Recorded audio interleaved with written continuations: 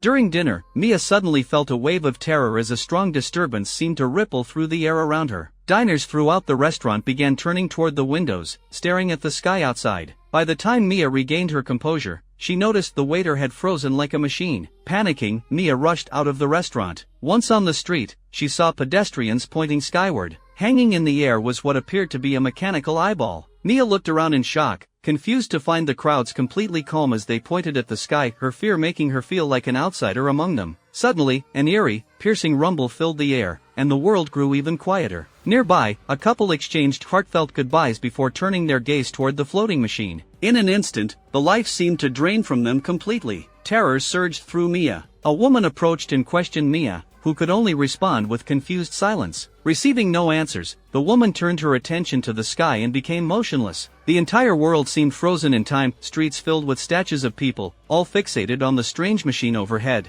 Only Mia appeared to retain normal human consciousness. She jogged through the streets, desperate to get home. On her way, she spotted a police officer casually enjoying coffee. Seeing him as a potential lifeline, Mia rushed over to ask what was happening. The officer merely smiled unnervingly, speaking as if everything were perfectly normal. Then he too turned his gaze skyward and froze. With no other options, Mia continued home, where she collapsed into her husband's arms and described the bizarre events. Her husband suddenly realized he had forgotten about world maintenance. Despite Mia's protests, he rushed outside. Mia desperately begged him not to leave, but he stared blankly at the mysterious machine and gradually became motionless, despite Mia's calls. Despondent, Mia retreated inside, only to find two strangers sneaking into her home. They introduced themselves as logistics personnel for world maintenance, claiming they had come to help with Mia's problem. One of them asked if Mia knew who she really was, leaving her bewildered. The man then instructed Mia to put down her fruit knife, and in the next moment, the knife vanished from her hand. Due to copyright restrictions, we can only show you this much of the film.